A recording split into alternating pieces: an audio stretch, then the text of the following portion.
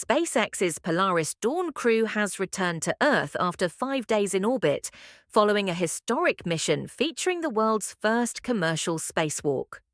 The Dragon capsule made splashdown off the coast of Florida shortly after 03:37 local time, 07:37 GMT, in an event stream lived by SpaceX. Splashdown of Dragon confirmed. Welcome back to Earth, SpaceX said on social media platform X, formerly known as Twitter. The US space agency NASA said the mission represented a giant leap forward for the commercial space industry. Re-entering Earth's atmosphere, the spacecraft neared temperatures of 1,900 C, 3,500 degrees Fahrenheit, caused by the intense pressure and friction of pushing through the air at around 7,000 per 27 lb. The four-member civilian team, bankrolled and led by billionaire Jared Isaacman, traveled further into space than any humans for more than 50 years. Scott Poteet, a retired US Air Force pilot, and SpaceX employees Sarah Gillis and Anna Menon were also on the crew. Mr. Isaacman and Miss Gillis are the first non-professional crew to perform a spacewalk, a risky maneuver that involves depressurizing the crew compartment and exiting the spacecraft. Only astronauts from government-funded space agencies had attempted the feat prior to this flight. Images broadcast live showed the two crew emerge from the White Dragon capsule to float 435 miles, 700 kilometers, above the blue Earth below.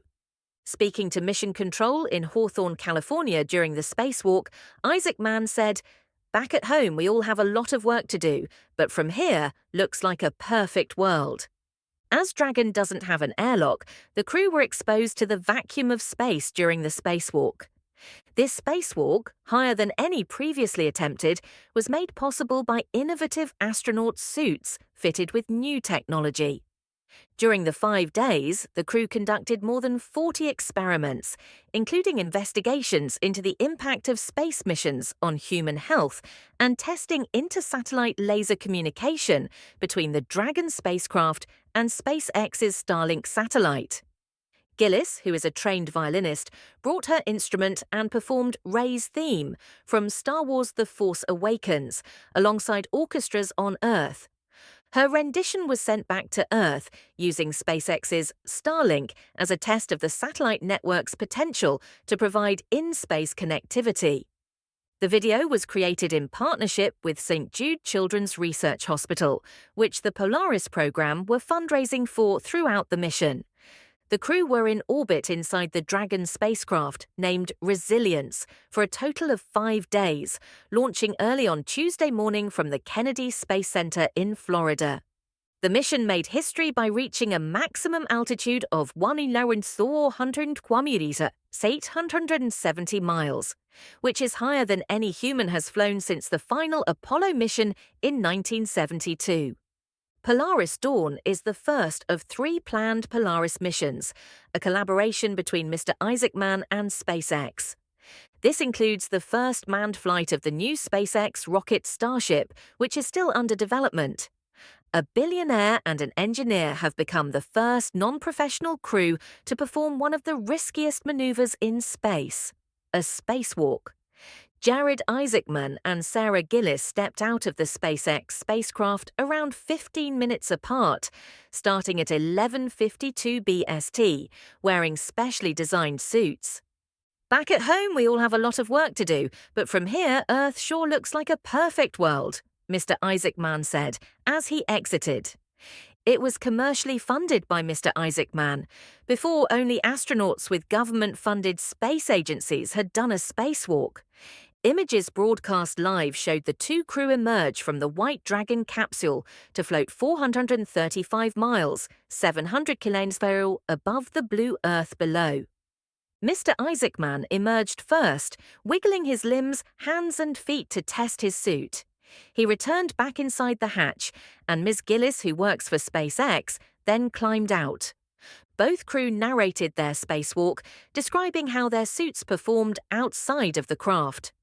The walk, originally scheduled for 07:23 BST, was postponed early on Thursday. Anticipation and tension grew as the crew prepared to open the hatch on the craft that has no airlock or doorway between the vacuum outside and the rest of the spacecraft. The 4 crew members spent 2 days pre-breathing to prevent becoming seriously ill from decompression sickness, known as getting the bends, as the pressure changed. That involves replacing nitrogen in the blood with oxygen. The craft was then depressurized to bring it closer to the conditions of the space vacuum outside. This type of spacewalk took a very different approach to previous walks from, for example, the International Space Station, according to Dr. Simeon Barber, research scientist at the Open University. In recent decades, astronauts used an airlock that separates most of a craft from the space vacuum outside, but this SpaceX Dragon capsule was in effect entirely exposed to space outside. It's really exciting, and I think it shows again that SpaceX is not afraid to do things in a different way, he told BBC News. But it was not without major risks. Mr. Isaacman, who funded the Polaris Dawn mission, was the only member of the 4-person crew on the Polaris mission to have previously been to space. He is commander on the Resilient spacecraft with his close friend Scott "Kid" Poteet, who is a retired Air Force pilot, and 2 SpaceX engineers, Anna Menon and Sarah Gillis. The Dragon capsule the team flew in has now launched to space 3 times, taking 11 crew in total. However, the capsule and the spacesuits are not subject to regulation and were untested in this environment. Spacewalks are one of the most difficult maneuvers in space, so the fact that a private company has pulled it off is a milestone in the history of space travel. This walk at 435 miles, 700 kilometers, was higher than any previous walk and used innovative technology in the new extravehicular activity, EVA, astronaut suits. These are an upgrade from SpaceX's previous intravehicular activity, IVA suits. The EVA suit incorporates a heads-up display in its helmet, which provides information about the suite while it is being used. Sarah Gillis read out data from her heads-up display during her time outside the Dragon capsule.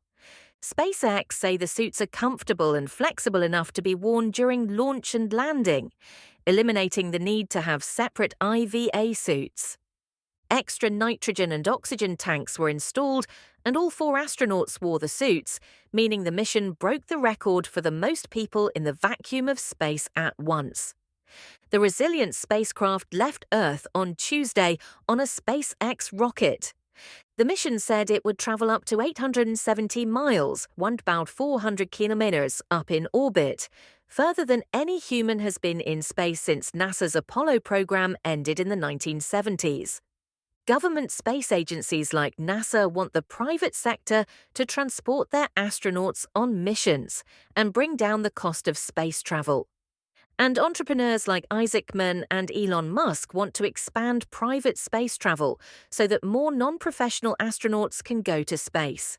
This is a major symbolic step forwards, but that day is probably a long way off as the costs remain prohibitively high. Subscribe to our channel for more updates.